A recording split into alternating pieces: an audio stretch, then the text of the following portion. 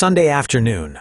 The house is quiet. Your family's finishing lunch. Someone's laughing at a story you've already heard twice. The biggest thing on anyone's mind is who's getting the last slice of pie. Then, 3 sharp knocks. Not the kind friends make, the kind that makes every conversation stop. You walk to the front door, crack it open, and see 2 police officers standing on your porch. One of them says, calmly, "We got a call about a disturbance at this address." For a second, nothing about that sounds alarming. In fact, your first instinct is probably the same one most people have. There must be some misunderstanding. I'll clear this up, and they'll be on their way. But here's the part almost nobody sees coming. The conversation hasn't even started yet, and the most important decision may already be the next sentence out of your mouth. Not because the officers have accused you of anything, not because they've asked to come inside, but because ordinary people trying to be helpful, polite, and honest often begin explaining things nobody actually asked them to explain. That's the moment this routine knock can quietly become something very different. In a few minutes, I'll give you one simple sentence that can help you protect your rights while staying calm and respectful. But that sentence is only half the equation, because if you don't understand why it works and what not to say immediately afterward, you can accidentally give away the very protection you were trying to keep. So before we get to the phrase, you need to see how an ordinary conversation at the front door can take a turn almost no one expects. Before I give you the sentence, I want you to watch how this conversation actually unfolds. Same house, same Sunday afternoon, same knock at the door. You open it just enough to see 2 officers standing outside. One of them speaks in a calm, matter-of-fact voice. "We got a call about a disturbance at this address." That's it. No accusation, no demand, just a sentence. Your first reaction? Relief. This is probably just a misunderstanding. You smile politely and pull the door open a little farther. "Sure," you say. "Nothing to hide." The officer gives a small nod. For a second, nobody speaks. You expect the conversation to end almost as quickly as it started. Instead, the officer asks one simple question.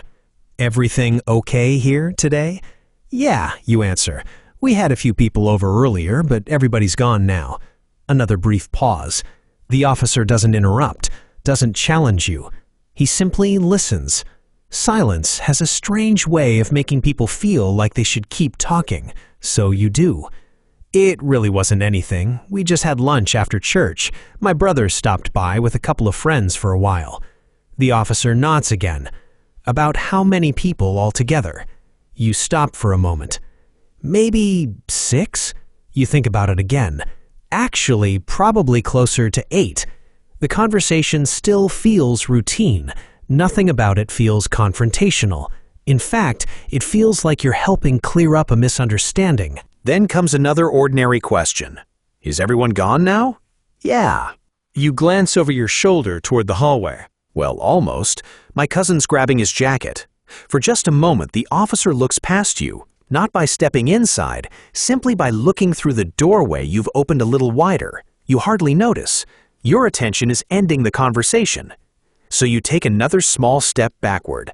If it helps, you can come in for a second. You'll see everything's fine. The words come out naturally. Nobody asked you to prove anything. Nobody demanded an explanation. Nobody told you to invite them inside. Yet somehow, that's exactly where the conversation ended up. Take a second and think about what actually happened.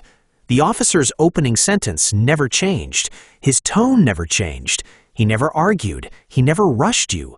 But the conversation became longer, more detailed, and more personal because each answer made the next one feel natural. That's the twist. Most people assume the officer controls a conversation like this, but often the homeowner is the one quietly expanding it, one completely understandable decision at a time. There's a name for encounters like this. Law enforcement commonly call them a knock and talk. Officers are generally allowed to approach a home, knock, and try to start a voluntary conversation. From that point forward, small choices can begin to matter. Choosing to volunteer information, continuing to explain beyond what's asked, or voluntarily inviting officers inside can have legal consequences that many people don't recognize in the moment. And that's exactly what makes these encounters so fascinating. The law matters, but before the law ever enters the picture, your own instincts are already shaping the outcome. That's the part almost nobody thinks about, until now. Now here's the unsettling part. Nothing you just watched looked unusual. No shouting, no threats, no intimidation. If anything, it looked like an ordinary conversation between two polite people. So why did it quietly become something much bigger? Because the conversation wasn't really being shaped by the officer. It was being shaped by the homeowner's own instincts. And if we're honest, most of us would have reacted the same way. Start with the very first decision. The officer never said, "Open the door wider." He didn't have to. The uniform was enough. Without even realizing it, your brain begins treating the situation differently the moment it recognizes authority. Psychologists call this authority bias. We naturally become more willing to cooperate with someone we believe has legitimate authority, even before they've actually asked us to do anything. Then, something even more subtle happens. The officer stays calm. He listens. He doesn't interrupt. He treats you respectfully. Most people instinctively want to return that respect. There's nothing wrong with that. The problem is that our brains often blur the line between being polite and being cooperative. One is simple courtesy. The other can involve making choices you were never actually asked to make. Then came that quiet pause. Think back to it. The officer stopped talking for just a few seconds. Nothing happened, and yet it probably didn't feel like nothing. Most people find silence surprisingly uncomfortable. We feel an urge to explain, clarify, or add just one more thing to keep the conversation moving, even though, at your own front door, silence by itself isn't a legal violation. That tiny moment is where many conversations quietly change direction. And then comes the biggest surprise of all, the instinct to prove you're innocent. It sounds backwards, but people who've done nothing wrong are often the ones who explain the most. They volunteer details nobody asked for. They correct themselves. They try to remove every possible misunderstanding, not because they're guilty, because they want the officer to know they aren't. That's the paradox. The desire to prove innocence can lead perfectly innocent people to keep talking long after they needed to. Now, look back at the story one more time. The officer didn't ask for a complete timeline. The homeowner built one. The officer didn't ask to solve every unanswered question. The homeowner tried to answer them anyway. The officer didn't create most of the momentum. Ordinary human instincts did. And that's the moment the encounter quietly stops being just a conversation. Once information is volunteered, once choices are made freely, once the doorway opens wider, courts may begin looking at the encounter through legal concepts like voluntary consent and the plain view doctrine. The law itself hasn't suddenly changed. The homeowner's decisions have. And that's exactly why understanding the law starts with understanding yourself. So let's connect the story to the law, because none of those moments became important by accident. Each one touched a legal principle that courts have recognized for years. Start with the knock itself.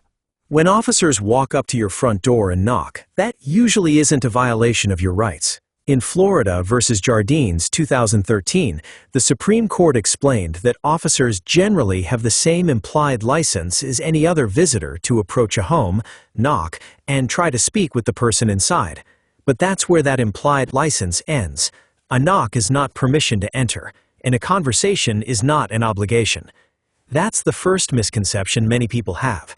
If officers don't have a warrant and there isn't a legally recognized emergency requiring immediate action, the decision to open the door fully, step outside, or continue a voluntary conversation generally remains yours. The Fourth Amendment gives the home its highest level of constitutional protection, and Kentucky versus King 2011 reinforces how seriously courts treat warrantless entry into a home, even though that case addressed a different Fourth Amendment question involving exigent circumstances. Now think back to the moment the homeowner opened the door wider. That didn't automatically give officers permission to enter, but it did change what could naturally be seen. Under the plain view doctrine, officers may generally rely on evidence or objects that are plainly visible from a place where they're lawfully allowed to be.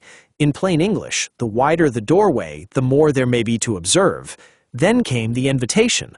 Notice something important. The officer didn't walk inside because the law automatically allowed it. The homeowner voluntarily offered.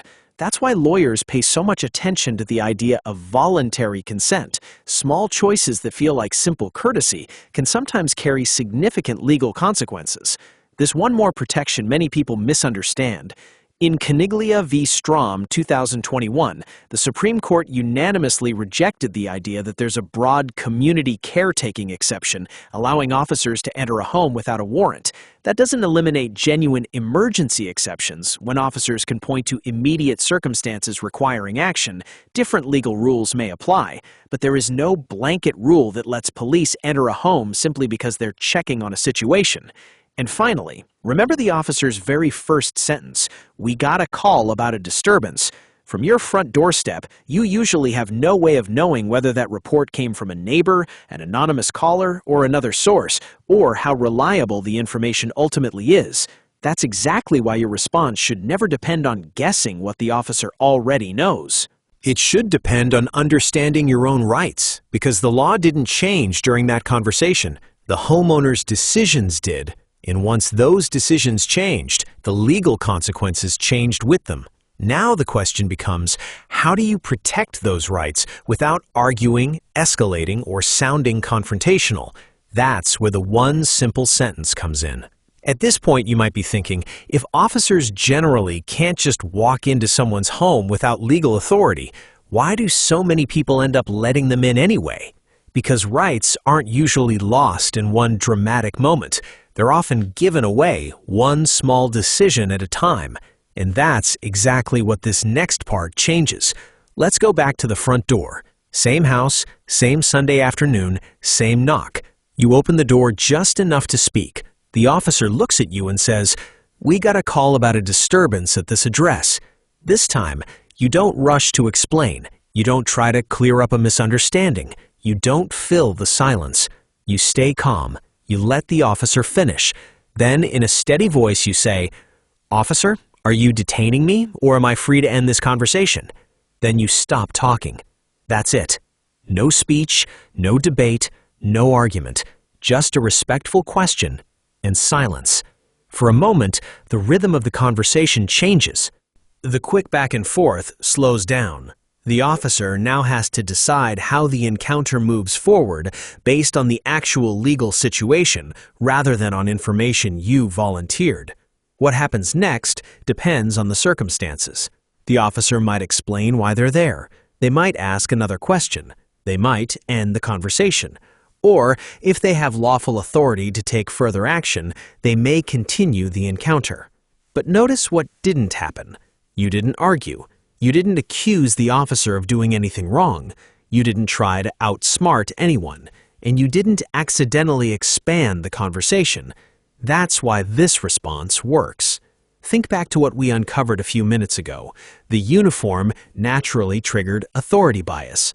This question slows that instinct down. Politeness almost turned into unnecessary cooperation. This response lets you stay respectful without volunteering more than you intended. Silence felt uncomfortable. Now you're comfortable letting it exist. And the urge to prove you're innocent, you no longer have to satisfy that urge by explaining your entire afternoon. Instead of reacting emotionally, you're calmly asking one simple legal question. If the encounter is voluntary, you'll know. If it isn't, you'll know that too. Either way, you've replaced assumptions with clarity. There's one more thing that's important. This isn't about refusing to cooperate during a genuine emergency. If officers have a warrant, or they have a legally recognized emergency that permits immediate action, different legal rules can apply. This is about something much simpler, not turning a voluntary conversation into a much bigger encounter because you assumed you had to keep talking. Now you have the first piece of the puzzle, but here's what catches many people off guard. Very often, the next sentence, not the first one, is where they accidentally undo everything they just did right. Let's look at what that follow-up usually sounds like and how to respond without escalating the situation. Here's what many people never realize. The Constitution doesn't change in the middle of a conversation. Your emotions do. Picture that same front door one last time, the same quiet neighborhood, the same officer, the same conversation. On the surface, almost nothing has changed. No shouting, no threats, no dramatic confrontation. But beneath that calm surface, something important is happening. The conversation is no longer being shaped by the facts alone. It's being shaped by how the homeowner feels. At first, it feels simple. This is probably just a misunderstanding. Then another question comes, then another pause. Without even noticing it, the goal quietly changes. Instead of protecting your rights, you start trying to end an uncomfortable conversation. That's a completely human reaction, but it's also the moment many people stop making deliberate decisions and begin making emotional ones.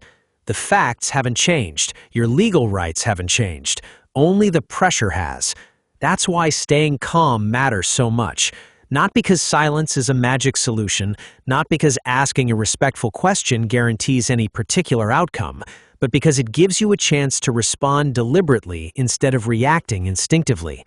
Of course, every encounter depends on its actual circumstances. If officers have a warrant or they're responding to a genuine emergency involving an imminent threat to someone's safety, different legal rules may apply. Those situations are different. But during an ordinary voluntary encounter, one principle remains the same. Don't let the emotional tone of the conversation convince you that your legal rights have quietly changed, because they haven't. The biggest turning points rarely happen during the loudest moments. They happen during the quiet ones. A pause, a question, a decision made in just a few seconds. And once you understand that, you're no longer relying on instinct alone. You're making informed decisions with a clear understanding of both the law and yourself. And that brings us back to the one exception, a genuine emergency. We covered it earlier because it's the only circumstance that can fundamentally change the legal analysis. Everything else you've seen today comes back to one principle.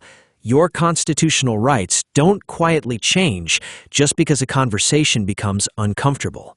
Knowing that doesn't make you anti-police. It doesn't make you uncooperative.